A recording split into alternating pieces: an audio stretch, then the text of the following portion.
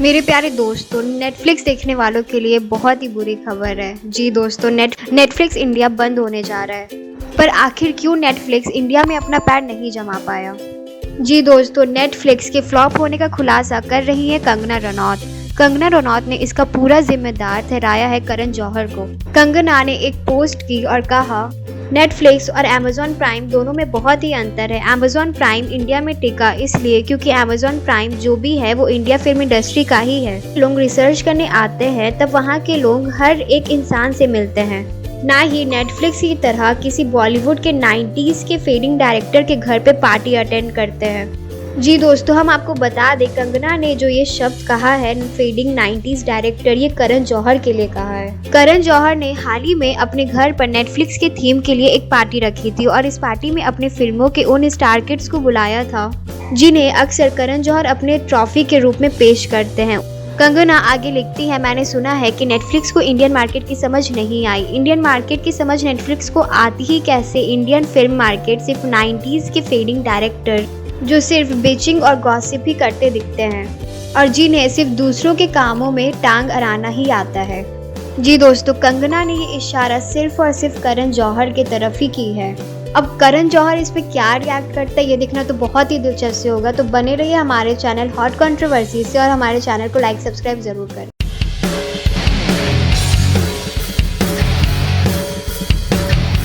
मेरे प्यारे दोस्तों, करण जौहर ने आखिरकार साउथ इंडस्ट्री के सामने घुटने टेक ही दिए। करण जौहर ने कहा, बॉलीवुड इंडस्ट्री में भीड़ चाल चला और हम सब उस भीड़ चाल का शिकार हुए और मैं अपने आप को भी जिम्मेदार ठहराता हूँ। मैंने भी भीड़ चाल की, मैंने अपना विजन नहीं देखा बल्कि फोकस देख लिया और यही हेड फॉर्मूला है, तो मैं भी इस पर ही काम करूंगा और यही हमसे सबसे बड़ी गलती हुई। करण जौहर ने कहा, एज अ फिल्म मेकर मैं बहुत डरा हुआ साबित हुआ क्योंकि कई बातें थी और कई कॉन्सेप्ट थी जो मैंने जनता के सामने नहीं रखी और मैं रखने से डर गया। इतना ही नहीं, साउथ फिल्मों की तारीफ करते हुए करण जौहर कहते हैं, ये लोग वो नहीं कर रहे जो हॉलीवुड कर रहे हैं, ये वही कर रहे हैं जो शुरू से करते आए हैं। लेकिन बॉलीवुड हॉलीवुड को कॉपी करने में मर चुका है। करण जौहर ने माना, एस राजमौली सबसे बड़े डायरेक्टर हैं इंडियन फिल्म इंडस्ट्री के और अल्लू अर्जुन इस वक्त सबसे बड़े स्टार हैं। करण जौहर ये भी कहते हैं कि बॉलीवुड कॉपी करने के चक्कर में और अपना इमेज बदलने के चक्कर में अपना मेन इमेज ही खो दिया। जी दोस्तों, जहां बॉलीवुड पहले साउथ को देखना तक नहीं पसंद करते थे, आज वो वही साउथ के एक्टर और एक्ट्रेस के साथ काम कर रहे हैं। तो दोस्तों, आप हमें बताइए, आप इस पे क्या कहना चाहेंगे? ज़रूर कमेंट करें और हमारे चैनल को लाइक सब्सक्राइब ज़रूर करें।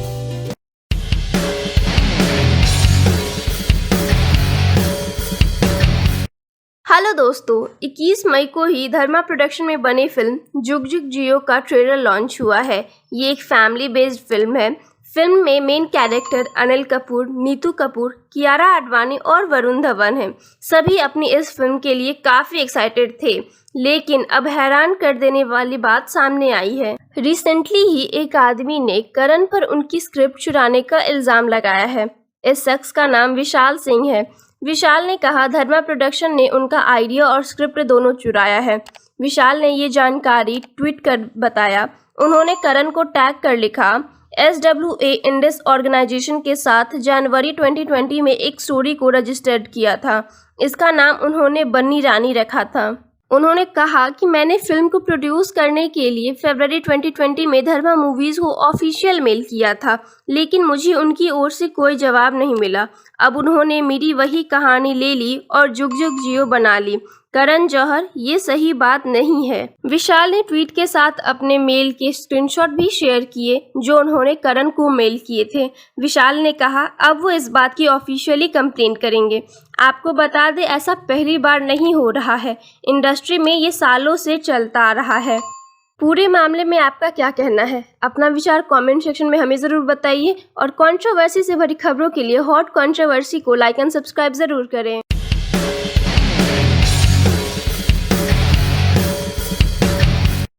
हेलो दोस्तों, करण जौहर, धर्मा प्रोडक्शन के मालिक का हुआ है बुरा हाल।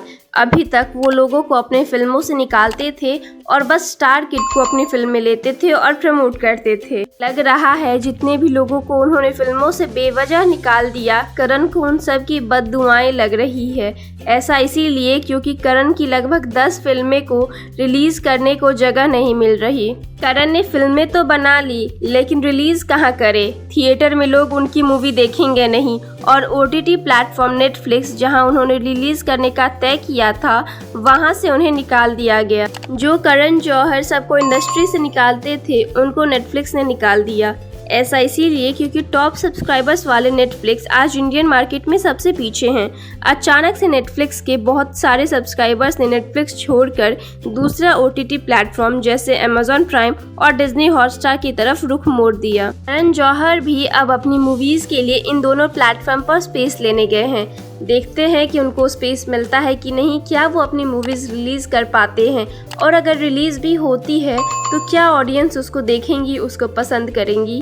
इस मामले में आपका क्या कहना है? अपना विचार कमेंट सेक्शन में हमें ज़रूर बताइए, और कंट्रोवर्सी से भरी खबरों के लिए हॉट कंट्रोवर्सी को लाइक एंड सब्सक्राइब ज़रूर करें।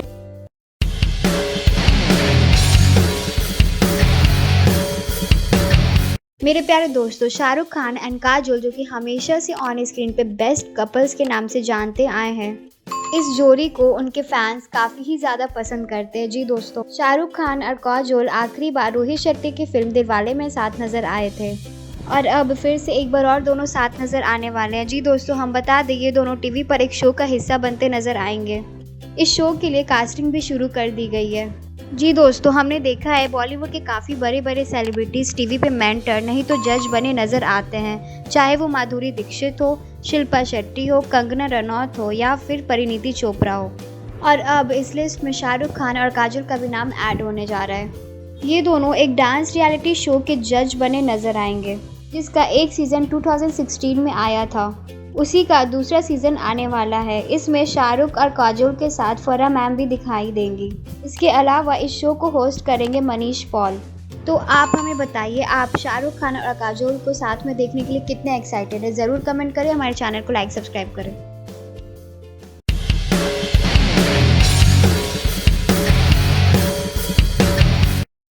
हेलो दोस्तों, हमने आपको बताया था कि कैसे जर्सी और KGF चैप्टर 2 की रिलीज़ डेट एक ही थी, तो लोगों ने कह दिया कि KGF 2 के सामने जर्सी नहीं टिकेगी। तब मेकर्स ने रिलीज़ डेट बढ़ा दी थी, लेकिन ये मूवी फिर भी नहीं चली। लीड रोल में शाहिद कपूर को फिल्म से बहुत उम्मीद थी और अच्छे खासे पैसे खर्च हुए थे। मूवी ना चलने का सबसे बड़ा कारण है इसका रीमेक होना। जी, ये फिल्म साउथ के जर्सी मूवी की रीमेक है। स्टोरी लाइन पूरी सेम, लेकिन साउथ वाले जर्सी को सभी ने देखा है, क्योंकि ये हिंदी वर्जन में यूट्यूब और टीवी चैनल्स दोनों पर अवेलेबल है, तो लोग फिर से थिएटर में जाकर अपने पैसे क्यों बर्बाद करें। शाहिद की पिछली फिल्म कबीर सिंह का फर्स्ट डे कलेक्शन 20 करोड़ था, वहीं जर्सी 22 अप्रैल को रिलीज हुआ और अब तक 30 करोड़ तक भी नहीं पहुंच पाया। मेकर्स को हैवी लॉस उठाना पड़ा। डिस्ट्रीब्यूटर भी अब हीरोपंती 2 और रनवे 34 से मूवी को रिप्लेस कर रहे हैं। आपने कौन सी मूवी देखी है, साउथ वाली या बॉलीवुड वाली? कमेंट सेक्शन में हमें ज़रूर बताइए, और कंट्रोवर्सी से भरी खबरों के लिए हॉट कंट्रोवर्सी को लाइक एंड सब्सक्राइब ज़रूर करें।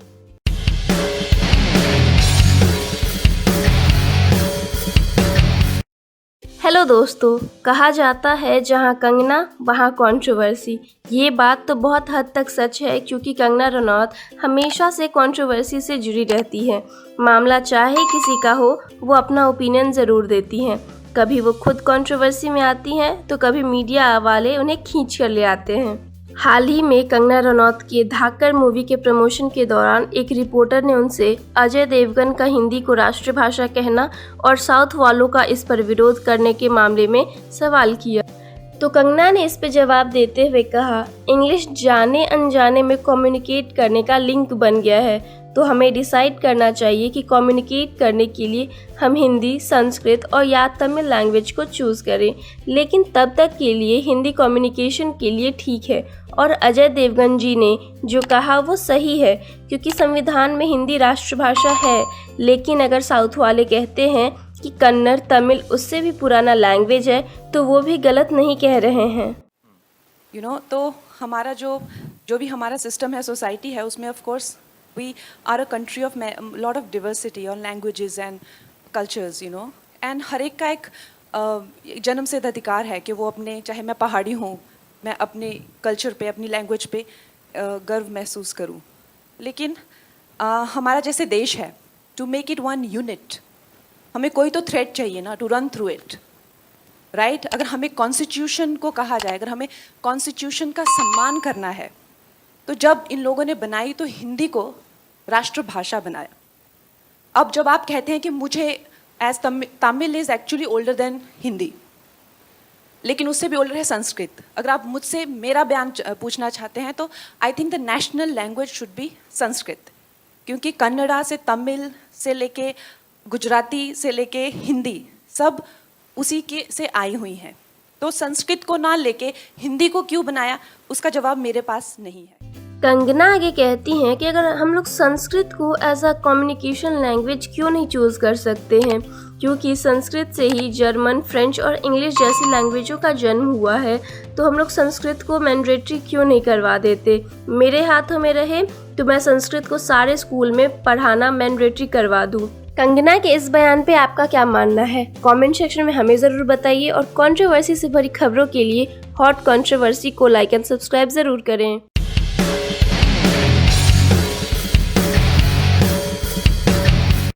प्यारे दोस्तों, दीपिका पादुकोण को कान फिल्म फेस्टिवल के बतौर जूरी इनवाइट किया गया है, पर जब इंटरनेशनल लेवल पर इंडिया को रिप्रेजेंट करने की बात आती है तो उनका ग्राफ भी देखना जरूरी है। जबकि दीपिका की पिछली 2 फिल्में गहराइयां और छपाक पूरी तरह से फ्लॉप रही हैं। छपाक के प्रमोशन के दौरान जो दीपिका जेएनयू में पहुंची थी, उसके लिए तो पूरे देश में उनका विरोध शुरू हो गया था। वो शायद आज भी कायम नजर आता है। तभी तो फिल्म गहराइयां के दौरान रिलीज के टाइम में दीपिका का विरोध नजर आया।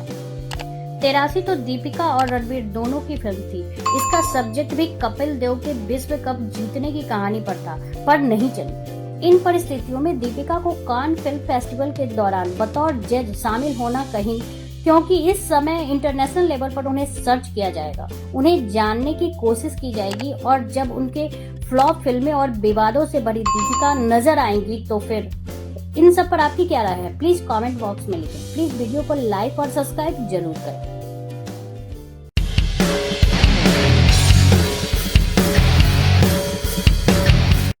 मेरे प्यारे दोस्तों, इन दिनों टाइगर श्रॉफ अपनी फिल्म हीरोपंती के प्रमोशन करते दिखाई दे रहे हैं। कभी दरगाह में चादर चढ़ाते तो कभी मंदिर में पूजा करते। टाइगर ने अपने फिल्म के प्रमोशन के दौरान एक बयान दिया है कि वो हॉलीवुड में ट्राई कर रहे हैं। उन्होंने कई ऑडिशन भी दिए हैं, पर उनका सिलेक्शन नहीं हुआ है। उनका कहना है कि मेरी उम्र के और मेरी तरह के एक्शन हीरो वहाँ नहीं है, इसलिए मुझे मौका मिलना चाहिए। मैंने कई ऑडिशन भी दिए हैं, पर फेल होता रहा हूँ, पर मैं ट्राई करता रहूँगा। आज के दौर में जब बॉलीवुड साउथ इंडस्ट्री के सामने अपने घुटने टेक चुकी है, तो शायद टाइगर श्रॉफ को भी यह अंदेशा हो रहा होगा कि बॉलीवुड में अब कुछ नहीं हो सकता, कहीं उनको भी अपना बोरिया बिस्तरा ना लेकर हॉलीवुड की तरफ जाना पड़े। वैसे टाइगर श्रॉफ एक एक्शन हीरो है, डायलॉग वो उतने अच्छे से बोल नहीं पाते, इसलिए जब बॉलीवुड साउथ की तरफ जा रही है तो टाइगर श्रॉफ हॉलीवुड की तरफ जा रहे हैं। इस पर आपकी क्या राय है, प्लीज कमेंट बॉक्स में लिखिए। प्लीज वीडियो को लाइक सब्सक्राइब करना ना भूलें।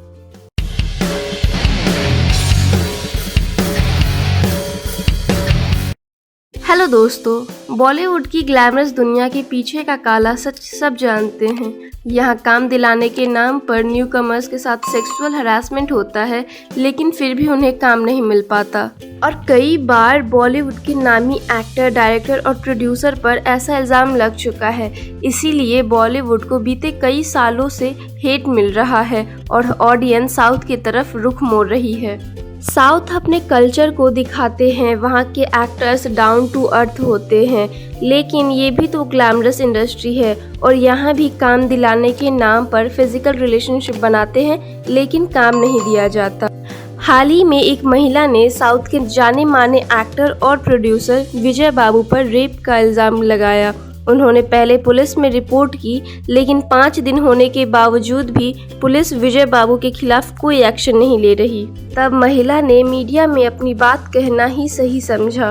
उन्होंने बताया कि पहले विजय बाबू के साथ उनकी दोस्ती हुई। स्टार्टिंग में ये दोस्ती अच्छी थी, फिर बाद में विजय उन्हें फिजिकल होने के लिए प्रेशराइज करने लगे। महिला के मना करने के बाद भी वो ज़बरदस्ती करते थे और कभी कभी शराब पिलाकर भी फोर्सफुली फिजिकल होते थे। साउथ में फैंस एक्टर को भगवान मानते हैं, इसीलिए विजय बाबू को इसके बारे में खुद ही आकर बात करनी पड़ी। उन्होंने फेसबुक लाइव आकर बताया कि वो उस महिला को 2018 से जानते हैं, लेकिन ये इल्ज़ाम बेबुनियाद है। पूरे मामले में आपका क्या मानना है? कमेंट सेक्शन में हमें ज़रूर बताइए और आगे की अपडेट्स के लिए हॉट कंट्रोवर्सी को लाइक एंड सब्सक्राइब ज़रूर करें।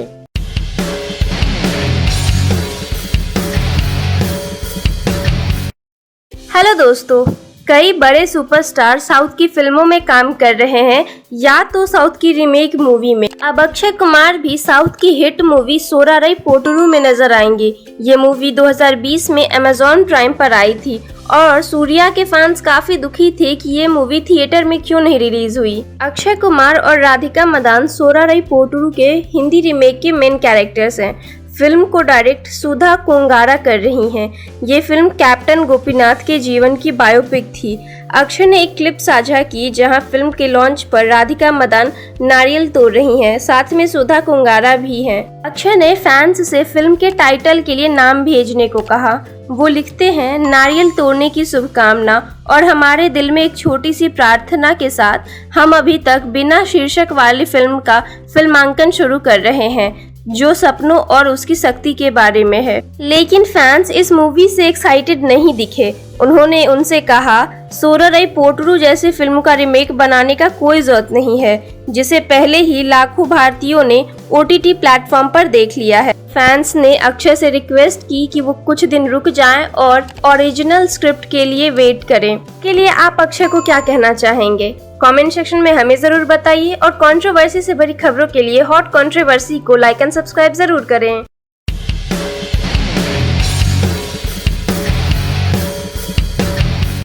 मेरे प्यारे दोस्तों, शहनाज कौर गिल जो बिग बॉस 13 के विनर सिद्धार्थ शुक्ला की गर्लफ्रेंड रह चुकी हैं, उनकी मृत्यु के बाद लग रहा था कि वो पूरी तरह से टूट गई हैं, पर वो कम बैक करना चाहती हैं। तो सलमान खान अपनी फिल्म कभी ईद कभी दिवाली में उन्हें अपने जीजा आयुष शर्मा के अपोजिट लेने जा रहे हैं। शहनाज सलमान की फिल्म कभी ईद कभी दिवाली से बॉलीवुड में डेब्यू करने जा रही हैं। ये वही फिल्म है जिसके लिए सलमान खान और साजिद नाडियाडवाला में मनमुटाव हो गया था और सलमान इसका सेट पनवेल के फार्म हाउस में बनवा रहे हैं और इस फिल्म की शूटिंग भी शुरू होने वाली है। अब देखना है कि शहनाज का बिग बॉस में सलमान के साथ दोस्ती करना कितना फायदा दिलाता है। सिद्धार्थ शुक्ला की मृत्यु के बाद शहनाज ने इंडस्ट्री को छोड़ने का मन बना लिया था। और मैंने तुझे हमेशा प्यार किया और मैंने हमेशा तेरी गालियां सुनी और इसने गालियां मतलब क्यूट पर समय के साथ वो इस सब से बाहर निकलती नजर आ रही हैं। अब तो बॉलीवुड में एक सुनहरा ऑफर भी मिल गया है। इन सब पर आपकी क्या राय है? प्लीज कमेंट बॉक्स में लिखें। प्लीज वीडियो को लाइक सब्सक्राइब करना ना भूलें।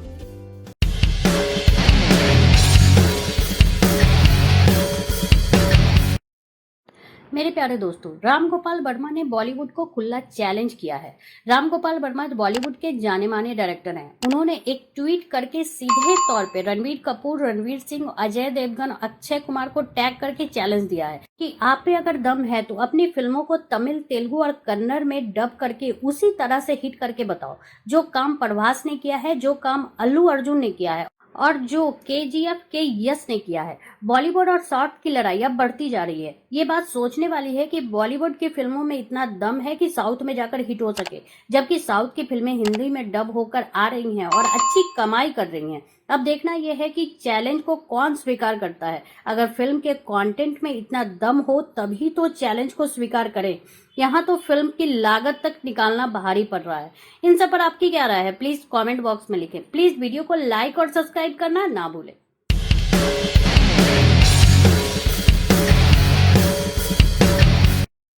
हेलो दोस्तों, शेरशाह में सिद्धार्थ मल्होत्रा और कियारा आडवाणी की जोड़ी ऑडियंस को बहुत पसंद आई।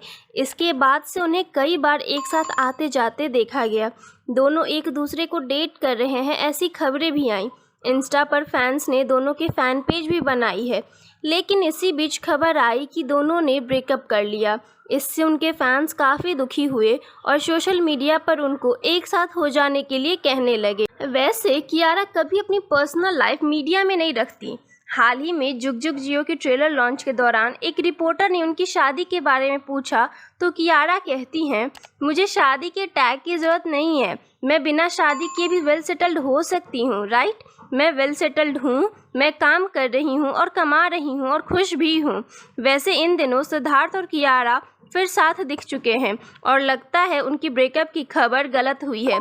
इससे उनके फैंस बहुत खुश हुए हैं। लेकिन हम सब जानते हैं यहाँ फिल्मों की प्रमोशन के दौरान रिश्ते बदलते रहते हैं। भूल भुलैया 2 के टाइम ब्रेकअप और जब फिल्म चल गई तो वापस पैचअप। ये लोग तो जोड़ियाँ सिर्फ मीडिया और ऑडियंस के बीच रहने के लिए ही बनाते हैं। आपको कैसी लगती है सिद्धार्थ और कियारा की जोड़ी? कमेंट सेक्शन में हमें ज़रूर बताइए और कंट्रोवर्सी से भरी खबरों के लिए हॉट कंट्रोवर्सी को लाइक एंड सब्सक्राइब ज़रूर करें।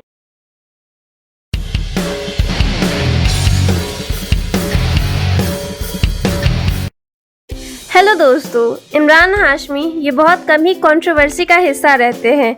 ये अपने तरफ से पूरी दूरी बनाए रखते हैं, लेकिन फिर भी आज ये कंट्रोवर्सी में है।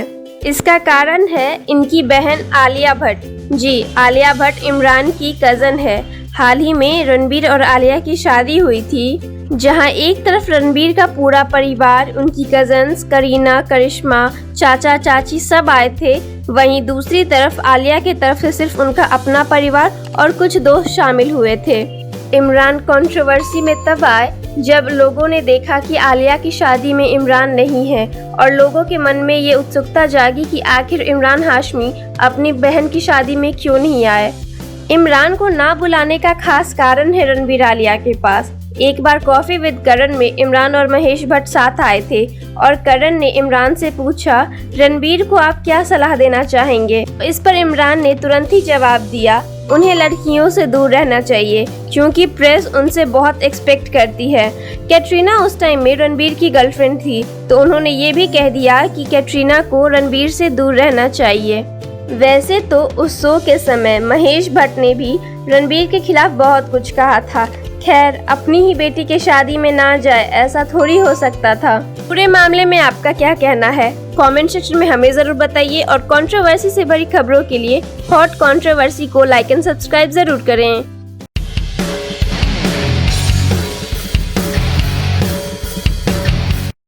मेरे प्यारे दोस्तों, लगता है सलमान खान की फिल्म कभी ईद कभी दिवाली को किसी की नजर लग गई है।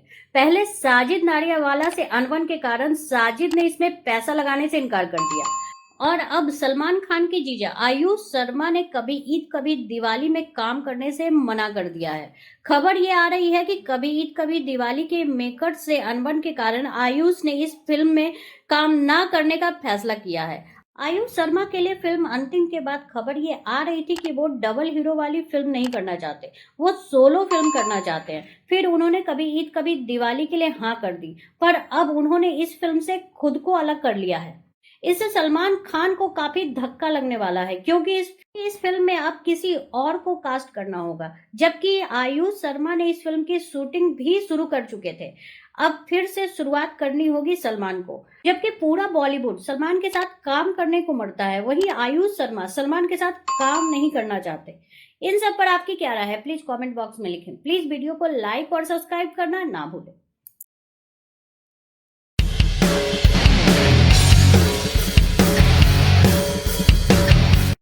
हेलो दोस्तों, छोटे पर्दे का सबसे फेमस शो तारक मेहता का उल्टा चश्मा धीरे धीरे खत्म होने के कगार पर है। इसका सबसे बड़ा वजह है इसमें काम करने वाले एक्टर्स। जी हाँ, 14 सालों से चलता आ रहा ये कॉमेडी शो के कई एक्टर और एक्ट्रेस ने शो छोड़ दिया। पहले दयाबेन, फिर सोढ़ी, फिर अंजलि और अब तारक मेहता का किरदार निभाने वाले शैलेश लोढ़ा भी दूसरे शो की तरफ जा रहे हैं। शैलेश लोढ़ा अब वाह भाई वाह पोएट्री शो का होस्ट करेंगे। लोग ये शो देखना धीरे धीरे बंद कर रहे हैं। उनका कहना है शो अब पहले जैसा नहीं रहा। इसी बीच बड़ी खबर आई है कि बबीता जी का किरदार निभाने वाली मुनमुन दत्ता भी इस शो को छोड़ने का सोच रही हैं। मुनमुन दत्ता कहती हैं कि इस शो की वजह से उन्होंने कई बड़ी अपॉर्चुनिटी मिस की है, लेकिन ये अपॉर्चुनिटी मिस नहीं करना चाहती। आपको बता दें, मुनमुन दत्ता को बिग बॉस के लिए ऑफर आया है। इसकी कई वजहें हैं। सबसे पहले कि मुनमुन एक पॉपुलर टीवी शो का हिस्सा रही हैं। साथ ही अरमान कोहली का रिलेशनशिप भी काफ़ी कंट्रोवर्सी में आया जब उन्होंने उन पर हरासमेंट का केस किया। अभी अरमान ड्रग्स केस में अंदर हैं। फिर मुनमुन एक कंट्रोवर्सी में तब फंस गई जब उन्होंने एक पार्टिकुलर कम्युनिटी के लिए अपशब्द कहा। तब लोगों ने उन्हें जमकर ट्रोल किया। ये देखना दिलचस्प रहेगा कि मुनमुन शो में बनी रहती हैं या अपनी करियर के लिए बिग बॉस का हिस्सा बनती है। आगे की कंट्रोवर्सी के लिए जुड़े रहिए हॉट कंट्रोवर्सी के साथ। लाइक एंड सब्सक्राइब जरूर करें।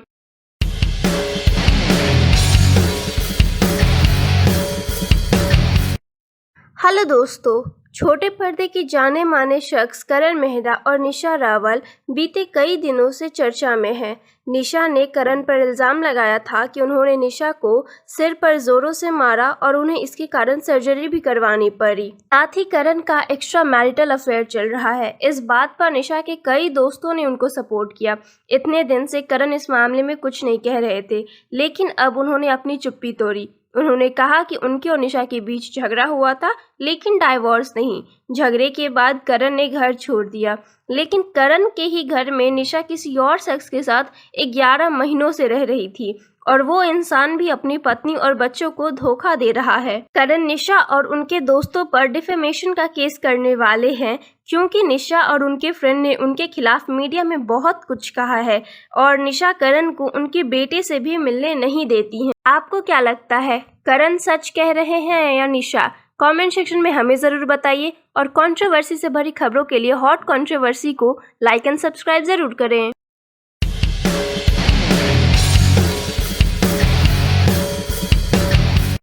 हेलो दोस्तों, कहते हैं जो अच्छे काम करते हैं उनके साथ अच्छा ही होता है, लेकिन सोनू सूद के साथ ऐसा नहीं हो रहा है। हम सब ने देखा कैसे उन्होंने कोविड के समय लोगों की इतनी मदद की। जहां एक तरफ कोविड के कारण लॉकडाउन लग गया था और लोगों को अपने होम टाउन जाना था और पब्लिक ट्रांसपोर्ट भी बंद हो गया था, तब सोनू सूद ने सबको अपने पैसों से प्राइवेट बस कराकर घर पहुंचाया और लोगों के लिए मसीहा बन गए।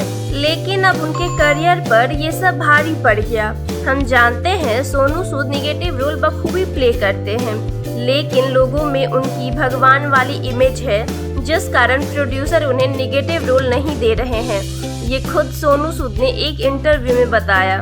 और हीरो के रोल के लिए वैसे ही इतनी लंबी लाइन लगी है। अब प्रोड्यूसर भी क्या करे, ऑडियंस सोनू सूद को एज अ विलन एक्सेप्ट ही नहीं करेगी और हो सकता है प्रोड्यूसर को ही गाली दे कि इतने अच्छे आदमी को आपने विलन कैसे बना दिया। जनता का प्यार सोनू सूद पे थोड़ा भारी पड़ गया। फिलहाल सोनू सूद अभी रोडीज होस्ट कर रहे हैं। सोनू सूद आपको कैसे लगते हैं? कमेंट सेक्शन में हमें ज़रूर बताइए और कंट्रोवर्सी से भरी खबरों के लिए हॉट कंट्रोवर्सी को लाइक एंड सब्सक्राइब ज़रूर करें।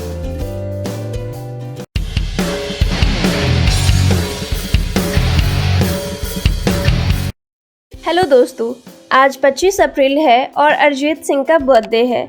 शायद ही कोई होगा जो इन्हें नहीं जानता हो और इनके गाने नापसंद करता हो। ये अपनी आवाज़ से लोगों के दिलों में राज करते हैं। ये सबसे बिजी और हाईएस्ट पेड सिंगर्स में से एक हैं। ये फिल्मों में एक गाने के लिए 8 से 10 लाख लेते हैं और कॉन्सर्ट से भी अच्छी कमाई करते हैं। लोग इनके गाने को तो पसंद करते हैं ही, लेकिन उससे भी ज़्यादा उनके डिसेंट लाइफस्टाइल को पसंद करते हैं। हमने कई बार उन्हें बड़े से बड़े अवार्ड शो में कुर्ता पायजामा और चप्पल में देखा है। इतना कमाने के बाद भी उनके बच्चे मुंबई के इंटरनेशनल स्कूल में नहीं, बल्कि वेस्ट बंगाल के गवर्नमेंट स्कूल में पढ़ते हैं। जी हाँ, हाल ही में सोशल मीडिया पर एक फ़ोटो वायरल हो रही है जहां वो टी शर्ट पैजामा में अपने बच्चे को जियागंज स्थित गवर्नमेंट स्कूल में ड्रॉप करने गए थे। लोग अरिजीत के इस अंदाज और डिसेंसी की तारीफ करते नहीं थक रहे हैं। रिपोर्ट्स की माने तो कोविड के बाद से ही अरिजीत ने अपने बच्चों के साथ ज़्यादा से ज़्यादा रहने का फैसला किया है, इसीलिए अब वो अपने बच्चे के पास वेस्ट बंगाल, जो उनका होम टाउन है, वहाँ शिफ्ट करने वाले हैं। इसीलिए उन्होंने वेस्ट बंगाल के अपने घर में ही एक छोटा सा स्टूडियो भी बनाया है। लेकिन इसका मतलब ये नहीं कि अरिजीत मुंबई छोड़ देंगे, वो काम के सिलसिलों से मुंबई आते जाते रहते हैं। बताइए, और कंट्रोवर्सी से भरी खबरों के लिए हॉट कंट्रोवर्सी को लाइक एंड सब्सक्राइब जरूर करें।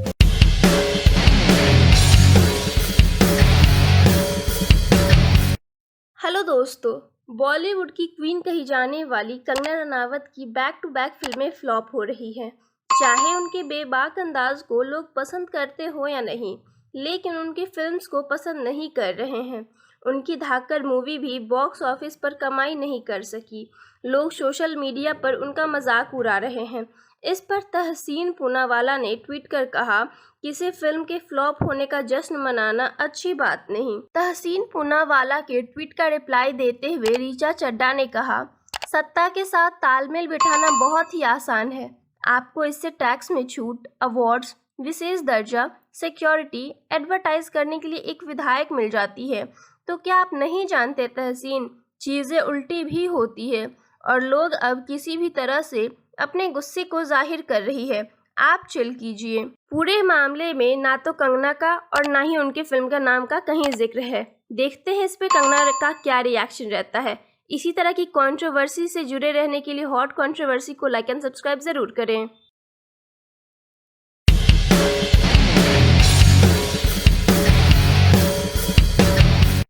मेरे प्यारे दोस्तों, कंगना रनौत जो कि लॉकअप शो होस्ट कर रही हैं, उन्होंने बहुत ही बड़ा खुलासा किया है अपनी लाइफ को लेकर। उन्होंने बताया जब वो छोटी थी तो उनसे बड़ी उम्र के लड़कों ने उनके साथ गलत व्यवहार किया था, उन्हें गलत तरीके से छुआ था।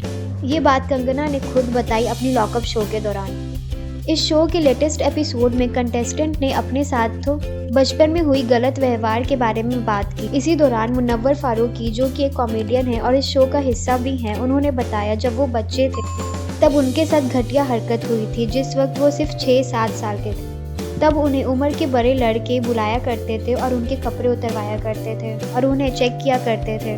मुनव्वर की ये बात सुनते हुए कंगना को रोना आ गया और कंगना ने कहा कि मेरे साथ भी ऐसा हुआ था। कंगना रनौत ने कहा, जब मैं छोटी थी तो हमारे ही वहाँ के लड़के जो उम्र में बहुत बड़े थे हमें गलत तरीके से छूने की कोशिश करते थे। सबसे बड़ी बात, हमें ये बात पता भी नहीं थी कि ये सब होता क्या है, और आगे चलकर जब हमें ये बात समझ आई तब हम किसी को बता भी नहीं पाते क्योंकि हमें लगता है कि इसमें हमारी ही गलती थी। आपको बता दें, कंगना खुद ही एक कंजर्वेटिव फैमिली से है, उसके बावजूद भी ये सब झेलना पड़ा था। जी दोस्तों, ये पहली बार नहीं है कि किसी सेलिब्रिटी ने ऐसी बात शेयर की। इससे पहले भी बहुत लोगों ने ऐसी बातें शेयर कर चुकी हैं। तो आप हमें बताइए, आप इस वीडियो पे क्या कहना चाहेंगे। हमें ज़रूर कमेंट करिए, हमारे चैनल को लाइक सब्सक्राइब करें।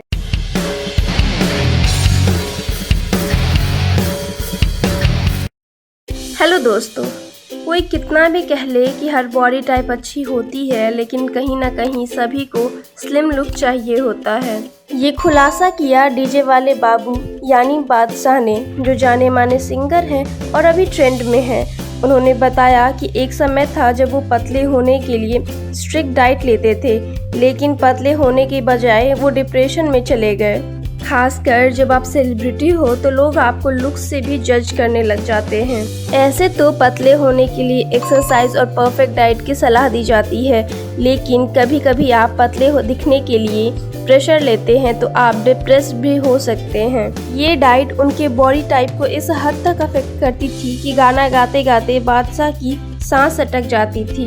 इस कारण से उनके मेंटल हेल्थ को भी अफेक्ट पड़ा और तब जाके उन्होंने डिसाइड किया कि अब वो इतना स्ट्रिक्ट डाइट फॉलो नहीं करेंगे। उन्होंने एक इंटरव्यू के दौरान बताया कि कैसे वो क्लिनिकल डिप्रेशन और सीरियस एंजाइटी इशू के शिकार हो गए और वो कभी भी वापस से उस सिचुएशन और फेज में नहीं जाना चाहते। इसीलिए पहले अपने मेंटल हेल्थ को फिट रखेंगे, फिर बॉडी हेल्थ को फिट रखने की कोशिश करेंगे। पूरे मामले में आपका क्या कहना है, कमेंट सेक्शन में हमें ज़रूर बताइए और कंट्रोवर्सी से भरी खबरों के लिए हॉट कंट्रोवर्सी को लाइक एंड सब्सक्राइब ज़रूर करें।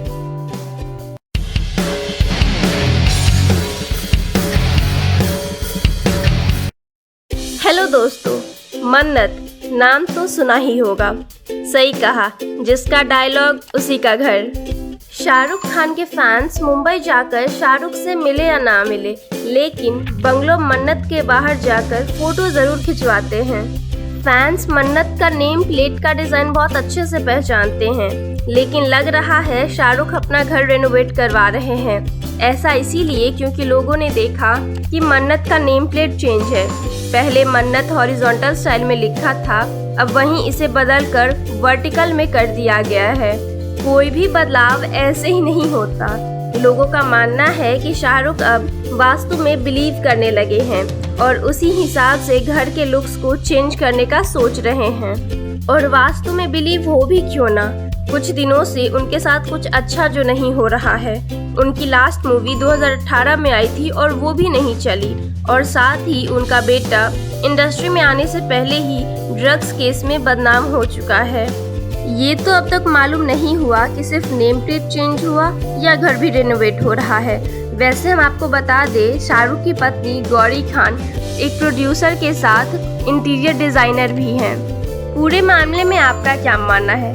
कमेंट सेक्शन में हमें ज़रूर बताइए, और कंट्रोवर्सी से भरी खबरों के लिए हॉट कंट्रोवर्सी को लाइक एंड सब्सक्राइब ज़रूर करें।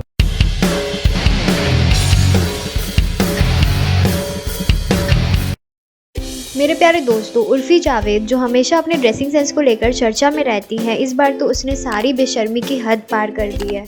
जी दोस्तों, हाल ही में उन्होंने एक वीडियो पोस्ट की थी इंस्टाग्राम पे। उसके बाद वो वीडियो काफ़ी ही वायरल हो रही है। उस वीडियो में उन्होंने अपने पूरे बॉडी पे फूल चिपका रखा है, और ना ही कोई टॉप ना ही कोई ड्रेस, सिर्फ फूल चिपका रखा है अपने बॉडी पे।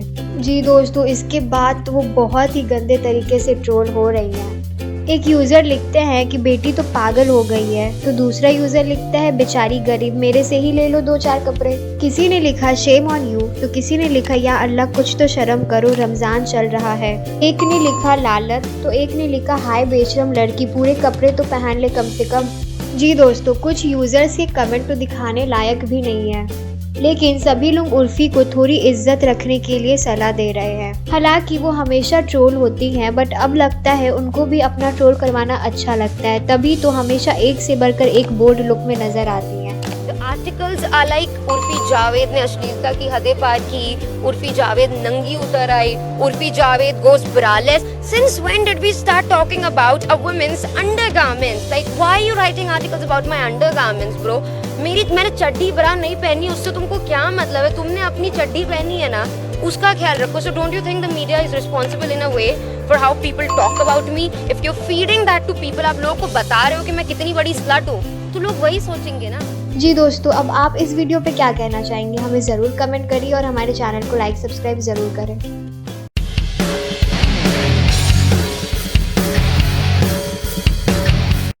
हेलो दोस्तों, फिर एक बार बॉलीवुड की फिल्म के नाम पर जोरों से हंगामा हो रहा है।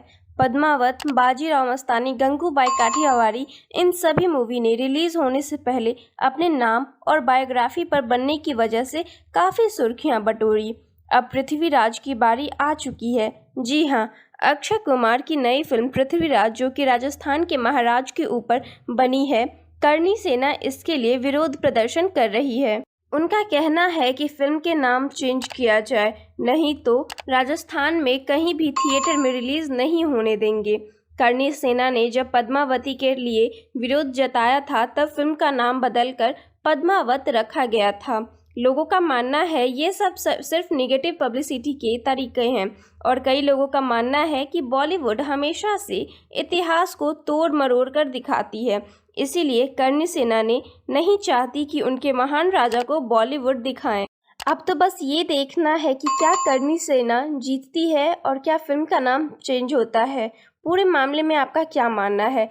कमेंट सेक्शन में हमें ज़रूर बताइए, और कंट्रोवर्सी से भरी खबरों के लिए हॉट कंट्रोवर्सी को लाइक एंड सब्सक्राइब ज़रूर करें।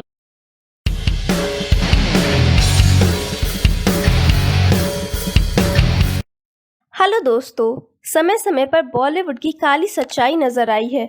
ग्लैमरस दुनिया के पीछे के काले चेहरे को आज सब जानते हैं। इस बार बॉलीवुड को तुम बिन के फेम हिमांशु मलिक ने एक्सपोज किया। हिमांशु ने बताया कि कैसे बॉलीवुड में रोमांटिक मूवीज बनती है। उन्होंने बताया जब वो इंडस्ट्री में नए नए आए थे तब उनके पीआर ने उन्हें अफेयर चलाने की एडवाइस दी। उन्होंने बताया कि पीआर ने उनसे गोवा जाकर एक्ट्रेस के साथ फेक अफेयर चलाने को कहा। होटल में जाकर बस रूम के अंदर और बाहर निकलना है, बाकी हम सब संभाल लेंगे। हिमांशु ने इस ऑफर को ठुकराया और धीरे धीरे उनका करियर भी खत्म होते गया। अभी हिमांशु एक डायरेक्टर हैं। आप सब ने रिसेंटली देखा ही होगा कि कैसे कार्तिक आर्यन और सारा अली खान के लव स्टोरी को बहुत बढ़ा चढ़ा कर दिखाया गया, क्योंकि उनके फिल्म लव आजकल 2 को प्रमोट जो करना था। इस मामले में आपका क्या मानना है? कमेंट सेक्शन में हमें ज़रूर बताइए और इसी तरह की कंट्रोवर्सी से भरी खबरों के लिए हॉट कंट्रोवर्सी को लाइक एंड सब्सक्राइब ज़रूर करें।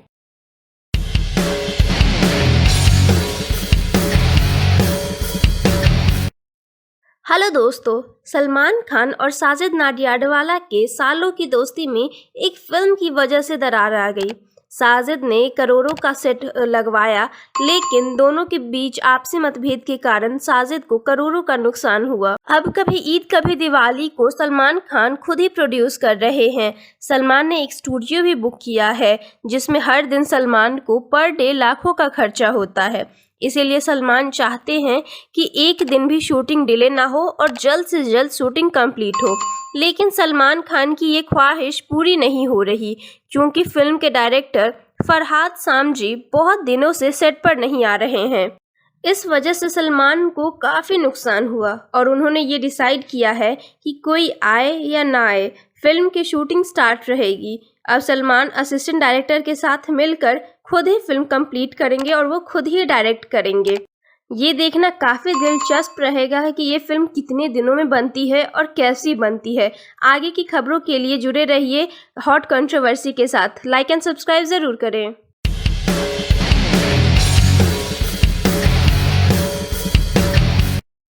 मेरे प्यारे दोस्तों, 20 मई को बॉलीवुड की 2 बड़ी फिल्में रिलीज हुई। एक भूल भुलैया 2 और दूसरी कंगना की धाकड़। भूल भुलैया 2 कंगना की धाकड़ को धूल चटाती नजर आ रही है। जहां भूल भुलैया 2 को लोग पसंद कर रहे हैं, वहीं कंट्रोवर्सी क्वीन कंगना की फिल्म धाकड़ को लोग देखने तक नहीं जा रहे हैं। फिल्म धाकड़ की कई शोज को कैंसिल करना पड़ा है, जो पहले दिन 1 करोड़ का आंकड़ा तक पार नहीं कर पाया। इससे यह साबित हो गया कि फिल्में कंटेंट पर चलती है, ना कि उलूल जुलूल बयानबाजी पर। कंगना अपने बयानबाजी से खबरों में तो बनी रही, पर वो अपनी फिल्म के लिए ऑडियंस नहीं जुटा पाई। भूल भुलैया 2 इस साल के पहले दिन सबसे ज्यादा कमाई करने वाली फिल्म बन गई है। भूल भुलैया 2 के पहले दिन का कलेक्शन 14 करोड़ 11 लाख रुपए रही, जबकि बच्चन पांडे की 13 करोड़ 25 लाख और गंगूबाई काटियावाड़ी की 10 करोड़ 50 लाख थी। ये भूल भुलैया 2 की पहले दिन की कमाई है। अभी सैटरडे संडे बाकी है। किसी भी फिल्म के लिए 3 दिन बहुत ही इम्पोर्टेंट होते हैं। उसे तो लग रहा है कि भूल भुलैया ने धाकड़ को धूल चटा दी है। इन सब पर आपकी क्या राय है? प्लीज कमेंट बॉक्स में लिखें। प्लीज वीडियो को लाइक और सब्सक्राइब करना ना भूलें।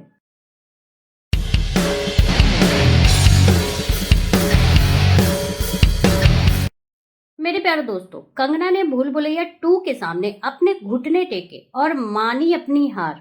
कंगना रनावत ने भूल भुलैया 2 के लिए अपने इंस्टाग्राम पेज पर एक स्टोरी शेयर की है, जिसमें भूल भुलैया के पूरे टीम को कंग्रेचुलेट किया है और लिखा है कि बॉक्स ऑफिस पर सूखा पड़ा था, उसे खत्म करने के लिए पूरे टीम को कंग्रेचुलेशन। अब कंगना खुद मान रही हैं कि भूल भुलैया 2 से धाकड़ को शिकस्त मिल रही है, जबकि उनकी फिल्म को दर्शकों ने नकार दिया है। भूल भुलैया की स्टोरी को भी दर्शक खूब पसंद कर रहे हैं। उनमें तब्बू और कियारा आडवाणी और कार्तिक आर्यन के रोल को भी काफी पसंद किया जा रहा है, जबकि धाकड़ में स्टोरी पर काम ही नहीं किया गया है। सिर्फ हॉलीवुड की फिल्में बनाने के चक्कर में कंगना कहानी को भूल ही गई हैं। इन सब पर आपकी क्या राय है? प्लीज कमेंट बॉक्स में लिखें। प्लीज वीडियो को लाइक और सब्सक्राइब करना ना भूलें।